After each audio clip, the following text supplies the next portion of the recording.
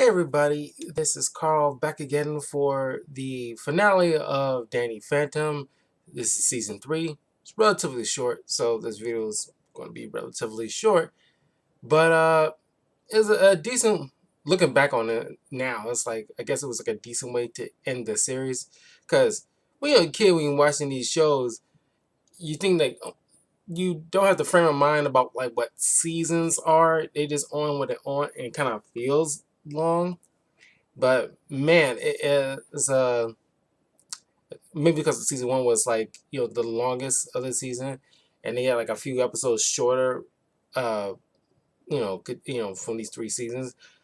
But yeah, I mean it's still good. Still, I think the quality of it with the animations got like slightly better and better because there's certain moments, especially when they do these kind of double feature episodes where like there's kind of sort of the 3D model effect.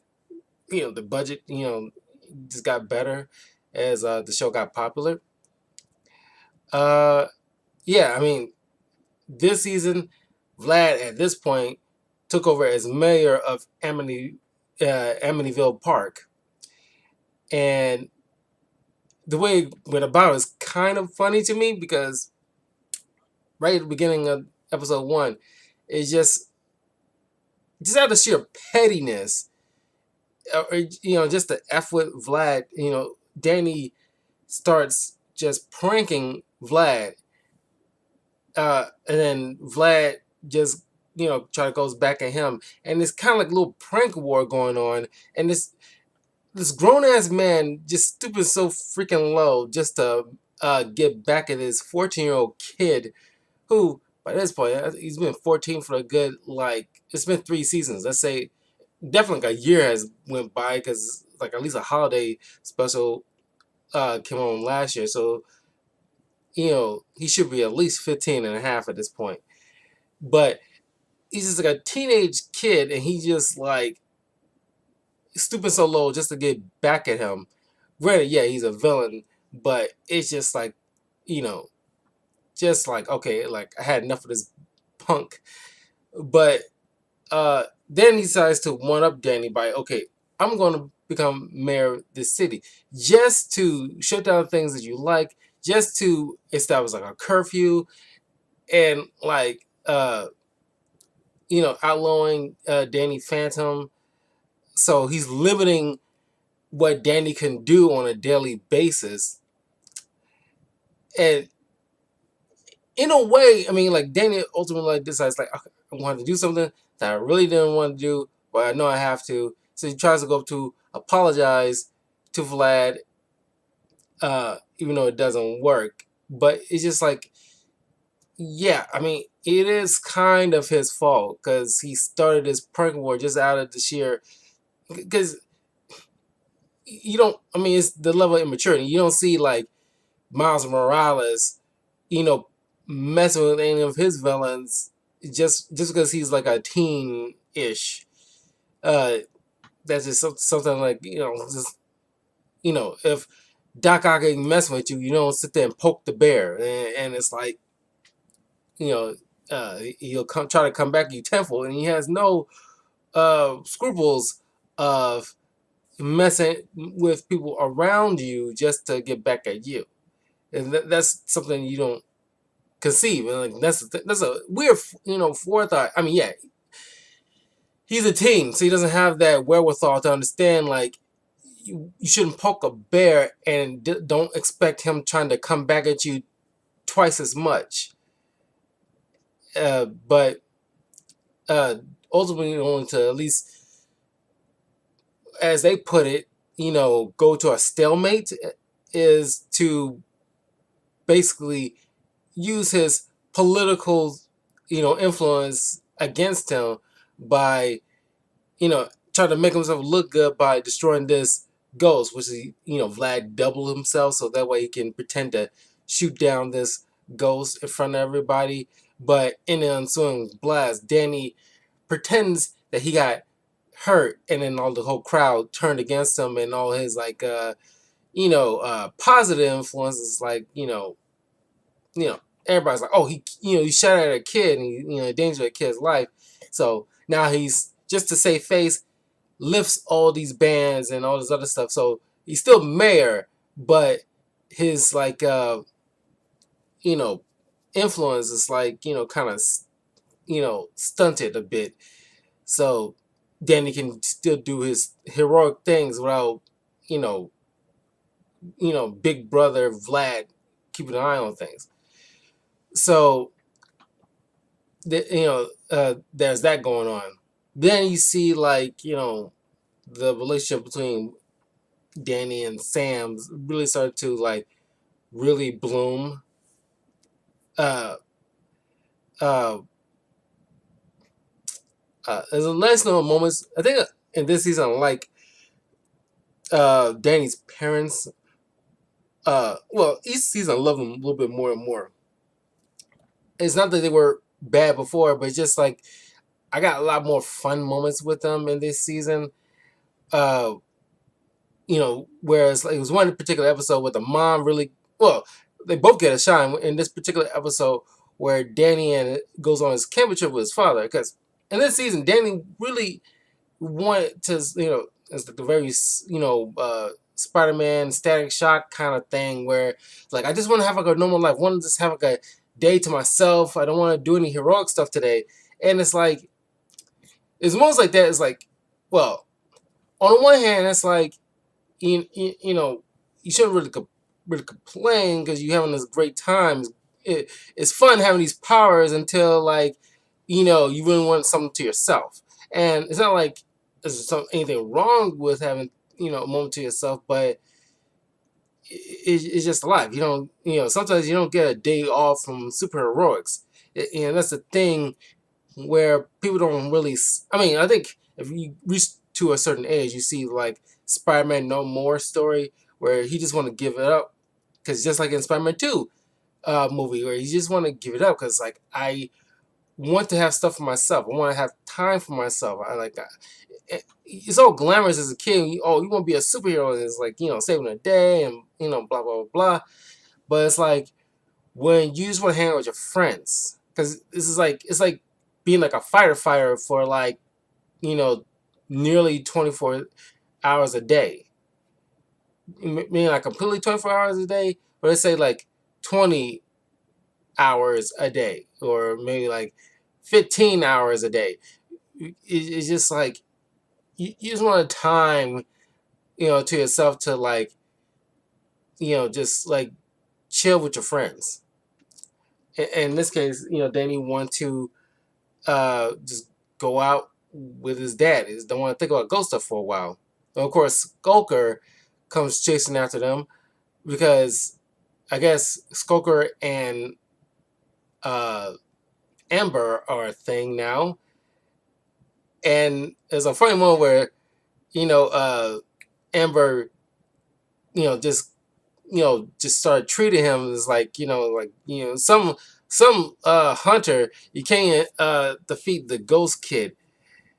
And then the biker guy, him and his girlfriend get into it, and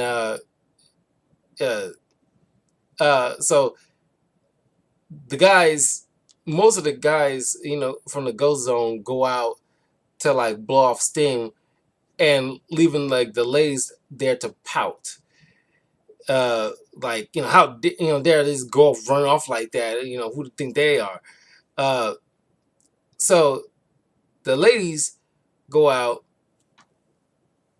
and so this is kind of like it is like a thing of the time where it's like boys versus girls kind of shtick, which is kind of stupid and mature, but it's like a thing that was a thing in the 90s or going into like into 2000s. But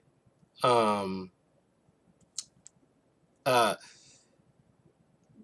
there's like a little animosity between Sam and Jazz, where Jazz is like, at first in season 1, she was like completely against like all things ghost hunting, and she doesn't want to be involved in that. And throughout halfway through season 2, leading into season 3, she does a complete 180. I know those was a turning point. I just can't really think of it, but it's like, okay, she's like completely on board now. It's like, it wasn't even just because she knew her brother's secret identity. It's just like, you know, it would have been perfectly fine of her just covering for him, but it just seems like, okay, now, like, you know, I can do this job too. Like, and she's like super throwing herself into the mix, kind of like giving, her, Sam and Tucker, like, a team name. It's stupid, I don't remember, but it's like, I'm just like, I want to be involved in this because, like, I, you know, we can be a team of our own. We can do this, like, rah rah rah kind of thing. And Sam was like, cool it, okay, and you're.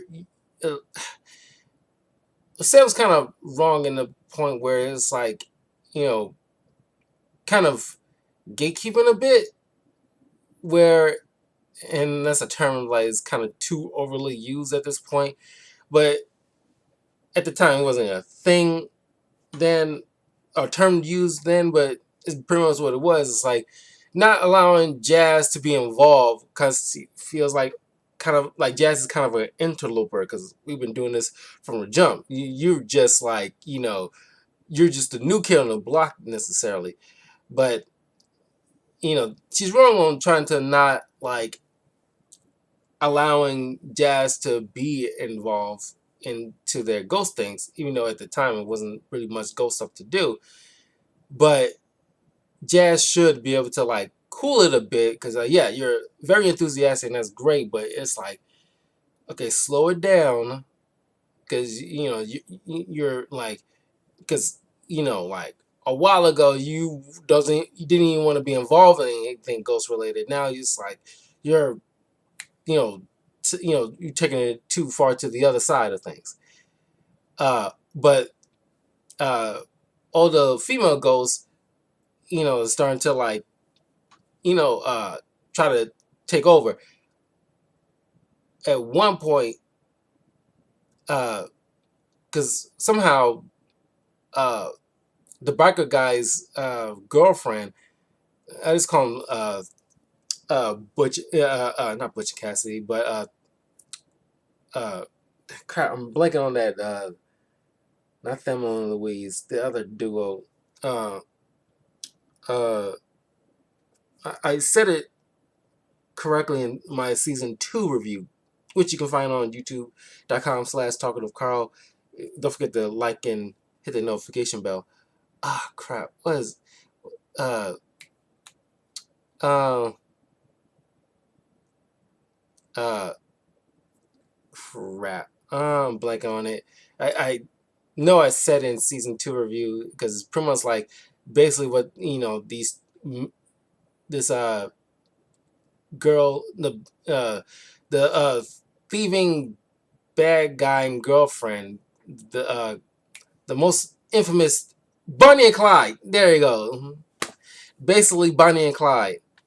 Uh, Only reason I'm thinking about it because I want to do uh, as another separate video. I want to do some point next month because if you've been watching my channel for quite some time, you know how much I love the TV show Deadliest Warrior. And I wanted to do something like what if there was a season 4, and I got like a list of warriors that I looked up, and I think Bonnie and Clyde should be on that list, like a duo. Matter of fact, I do not want to forget. Let me pardon me for a second, because I do not want to forget.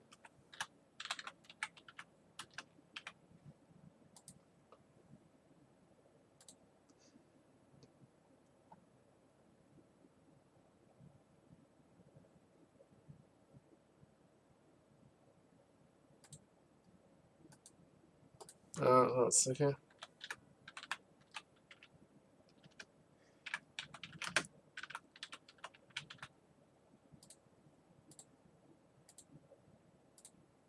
Sorry, I just had to like get that down there because I am like very interested. It's something fun I want to do next month, so look forward to that little surprise for you guys. I wanted to keep that like a bigger surprise, but it's like thanks to this is kind of drum up another idea.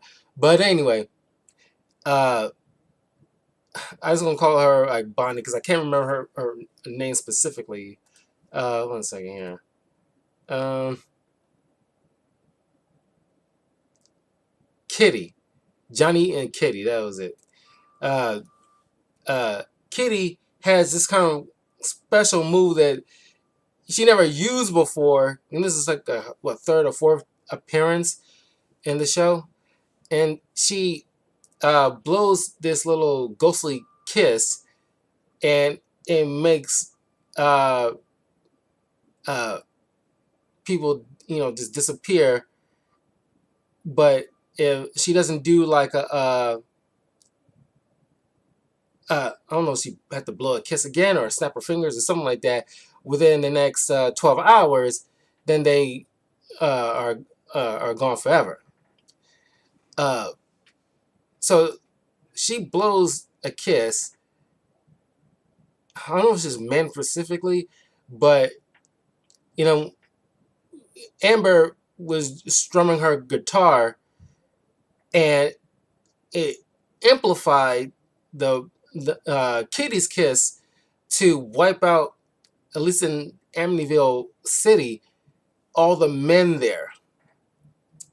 Uh, so now it's up to Jazz Sam and the mom to work together to get Kitty and Amber to use their powers in tandem again in order to revive all the guys before it becomes permanent.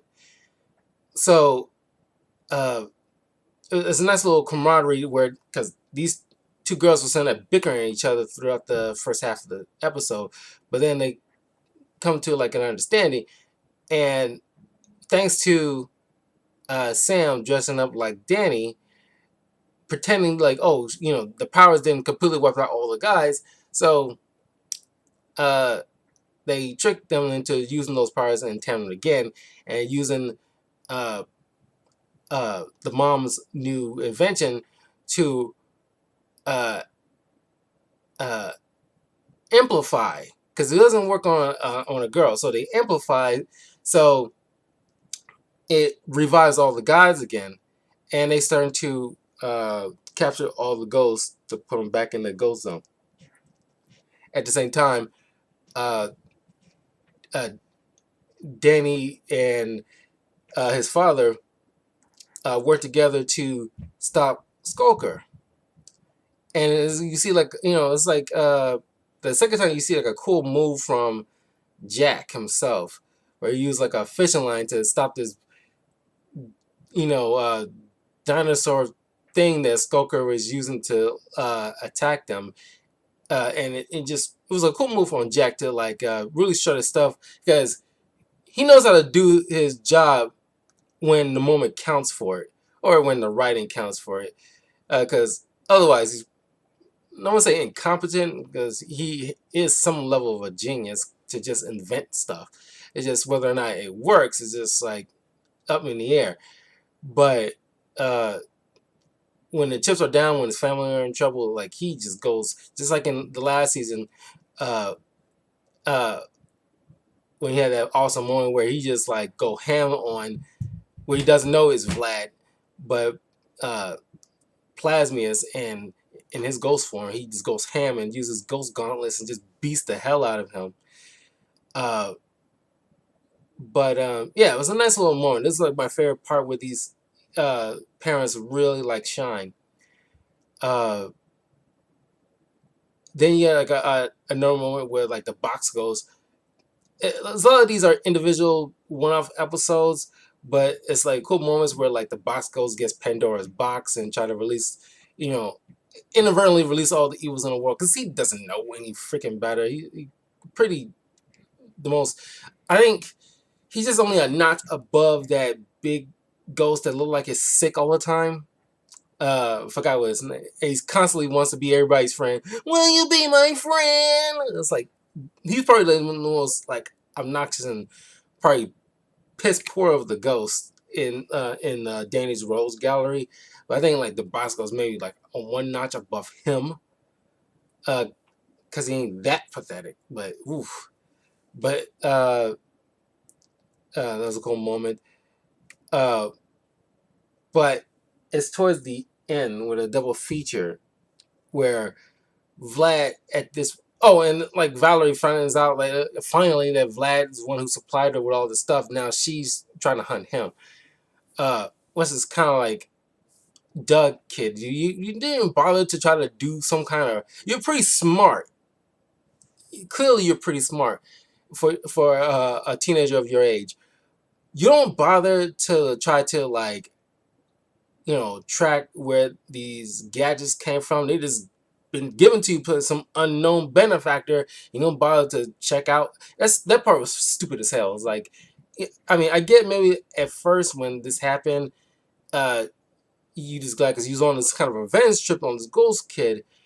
But after a week from that adventure or whatever, you should have been like really looking into like where all this stuff coming from, because you just don't people just don't give teenagers uh gadgets like this.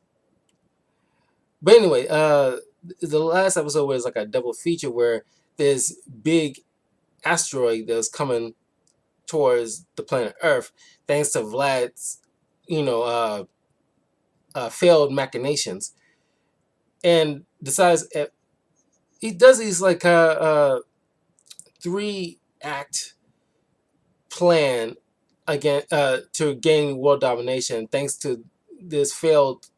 I gotta give it to him. Like he knows how to try to make lemonade out of some lemons here. So he decides, okay, I he's like Doctor Doom. It's like I mentioned many times throughout like my other reviews of the series. He's pretty much like the Doctor Doom of the show, and he's like, okay, I know I can stop this, but I'm gonna convince these people to give me complete control of the world before I do so, because I'm a ghost. I can easily survive this, but just by phasing through it. But the rest of the planet's not gonna do so well. So, and this will affect the ghost zone, by the way, because in another episode dealing with the man in white trying to take over Fenton uh, company just to nuke the ghost zone, which ultimately fails. Uh, because like it's a delicate balance, but Danny nor his friends just want them like put in like a space on their own, away from being like a threat to the Earth, but they don't want them annihilated. Is the same thing with like any good superhero. Is like I don't want to kill them. I just want them locked away, uh, so they won't do any harm to anybody else. But we discover in the episode that there's like a delicate balance between like the ghost world and the human world, because they kind of run parallel with each other. Without one, there is no other. So this asteroid is coming his way. The mayor hires these, these. This is the '90s or late '90s. Getting into the early 2000s, there's a lot of like, teen angst. Like, dude, radical. It's like I don't even imagine anybody really talking like that, back then, because it's probably some writers thinking that's what kids talk like that. Uh, like so extreme, and they, these 3 idiots, uh, uh, wearing all this, Vlad's tech, ghost capturing tech, and they call themselves Master Blasters. Like my fucking god. Uh, so they started to like one up Danny every which way, capture all these various ghosts, and making humiliating Danny in the process. It's kind of like when my review of Iron Man Armored Adventures, which you can also check out up on the channel, where one particular season, pretty sure it was season 2, where uh, uh, uh, Obadiah Stane hires these criminals to pretend to be new heroes, give them gear, and stop all these crimes to make Iron Man look bad in yesterday's news. Pretty much the same thing. I mean, like, there's a lot of TV shows that kind of do things like this. Excuse me, do things like this, and it's like a trope in of itself. But uh, as soon uh, uh, as Danny decides, okay, and this is a stupid thing, because it's been this is like a third or fourth occasion when Danny just wants to like want to sit this one out. He gets kind of fed up and gives up kind of easily.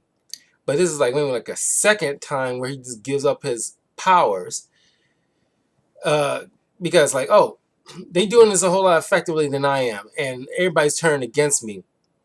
You know, like all the good that I did matters to nothing, which any experience here will let them know it's like it's not. I think Captain America has said this at one point. It's not about like the glory or accolades. You're doing it because it's the right thing to do, no matter what. Yeah, but Danny's young. It takes him a while to learn these kind of lessons. He's going through a growing pains throughout the entire series, but you know, he gives up his ghost powers, but then after some days go by and Danny Phantom stops showing up, so he concludes like, oh, he's finally given up, so now I can freely expose myself in front of the entire world as Vlad Plasmius and say like, there's an asteroid coming our way. I will be able to phase right through it. I can be able to have it phase so it can goes right through the Earth, so that way you know, I can protect the Earth. But in return, you guys got to agree to give me, like $50 billion of the world's money and complete, dominion of the globe uh, in exchange for helping, save it. And so, like, every other country, like, signs this petition to agree that Vlad Plasmus will be, like, the ruler of the Earth if it saved it. So, he got what he wanted. He thanks to like the Phantom tech, because now like the Phantoms are like just PO, because especially Jack, who did not clue was not did not have any clue about like, well, they parents, it's just gullible kind of idiotic writing, because it's like your son Danny Phantom, duh. It wasn't a clever. It's kind of like Sean Chi was like, you get your name Sean Chi. It's like it's like it took you all of what, like 2 minutes to figure that one out. Uh, and like Vlad Plasmus, Vlad Masters. But anyway, he tries to go to space to, uh, which he wears a helmet. Like in your maybe because you half ghost, maybe. But it's just like when you're in a ghost form, you shouldn't really need to breathe at all because you're a ghost at this point. But I don't know. Maybe it's because he's half ghost that he still technically needs to breathe. But you go intangible, so you pretty much like air. So it's like I'm thinking too much in that, but it's just like it's weird. It's like, why do you need a fucking helmet to? You don't need to breathe in this form unless something. I guess maybe if something knocks you unconscious and you end up reverting back to human form, you need something to be able to breathe while you're lying there. But I don't know. But he tries to phase the asteroid, but because of his last little machinations that failed, it made it part ghost or something like that. That made it like unable to be made intangible. So it's just like a solid piece of rock that's gonna go. So now he's pretty much like uh like oh, but then like Jack is like like, well, peace, dude. And Vlad, trying to be all sympathetic, like, Jack, you wouldn't leave an old friend, would you? An old friend? No. But you, yes. And he turns the ship around and leaves him in the depths of space. And he's just like, oh hell. And he just flies away. He can't return back now. He revealed himself. He can't go back to his normal life, and it's like everything is kaput. So he can't go back. Uh, but then Danny had an idea that okay, we can't make the asteroid intangible, but we can make the Earth intangible. And obviously, he can't do it on his own because the Earth is obviously way too freaking big. So well, at first he tried to capture all the ghosts, but against their will to, force their powers in order to make the Earth intangible. But and they needed like a big machine that somehow like got coils to wrap around the Earth and blah blah blah.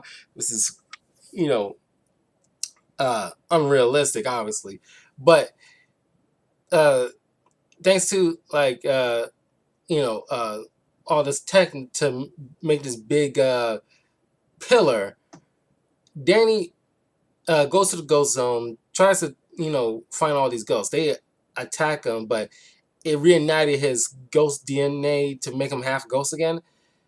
So he convinced them to help, and they do it for self-interest because Earth goes, they go. So and this is kind of a cool moment because, as I mentioned before, I I love the trope of the Deus Ex Machina of like your old enemies or enemy comes to help you in like a crisis, and it's like I think that needs to be done a little bit more because I always love that, especially if you got like a long running show or a trilogy of a movie and you see something like that. It's like, oh snap. It's like, you know part of me loves that if it's done right narratively.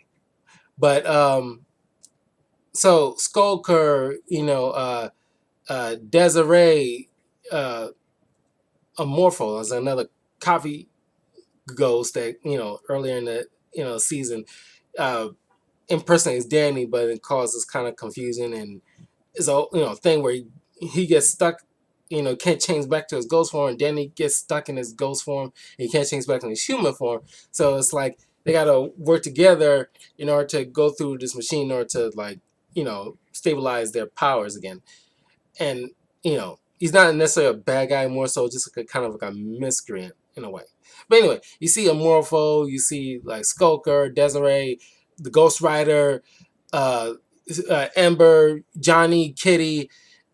You see like uh,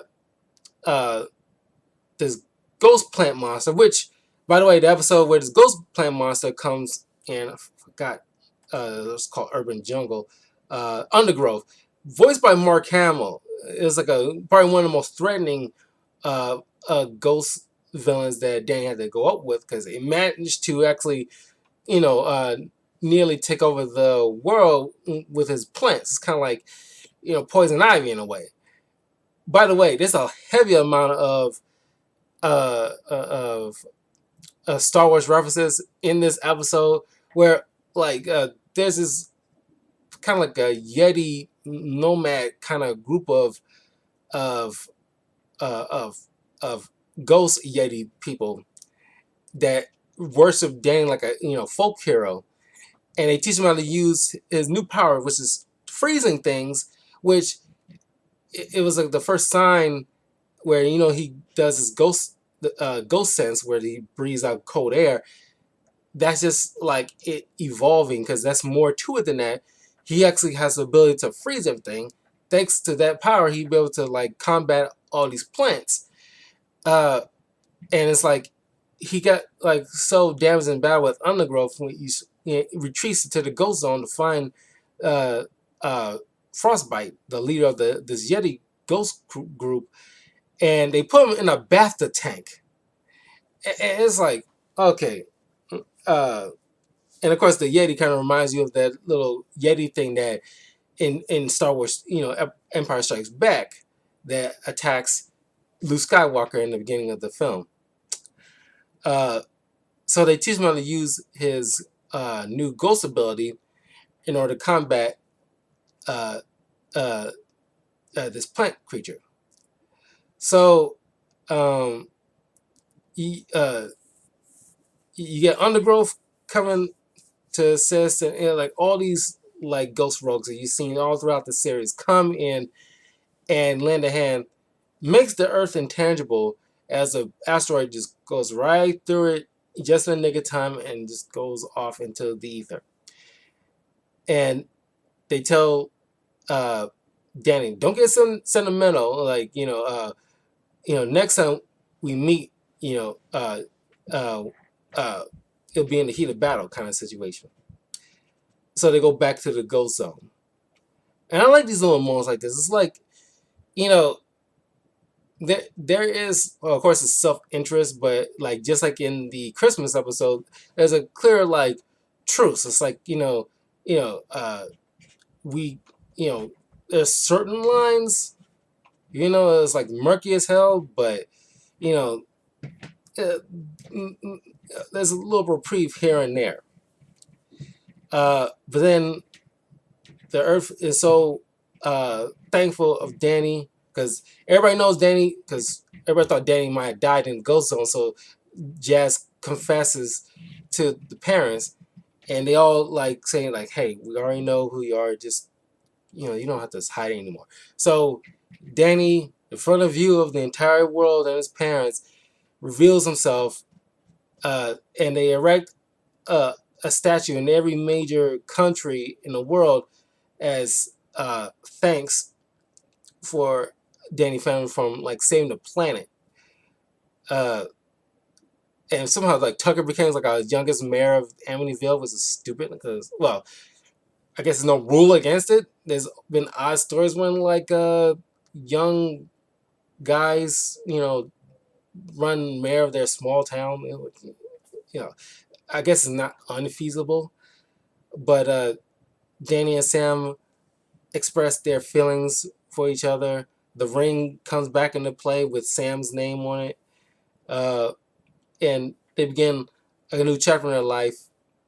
And yeah, and it's a shame. Like, I would love to have like, because I forgot that we haven't seen like the evil older, Danny of the other timeline come back into play. You would think after uh, the ending of that Ultimate Enemy episode where it seems like he will make his return because he's just trapped, and it's like, dang, that would have been like a awesome, maybe like a movie or something.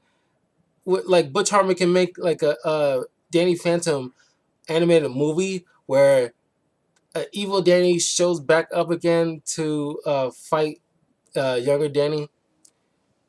That would been great because he was probably one of the biggest threats. I'm not sure if like I should do like a YouTube tier list. I mean, like you can let me know if you want something like that of like all of Danny Phantom's ghost rogues, and I do a YouTube tier list of all the ghosts because it might sound like a fun idea actually. Just like do like a tier list of all Danny Phantom's enemies and see which one like ranks high, given like powers and everything like that.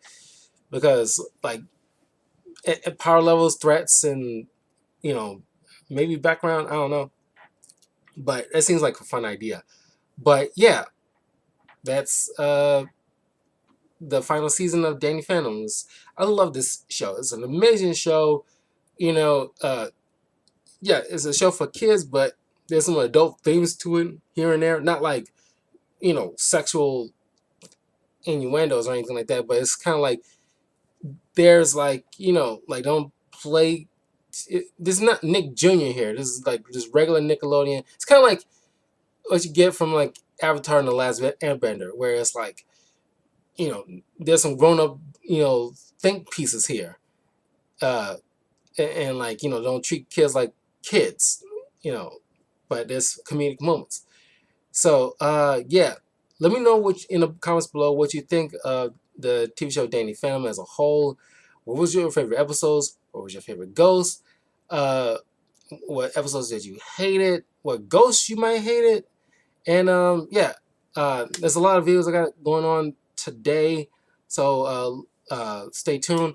and I will be jumping on to Gotham Knight, later on this evening, possibly around like somewhere between 6 and 7 in the evening. So look forward to that.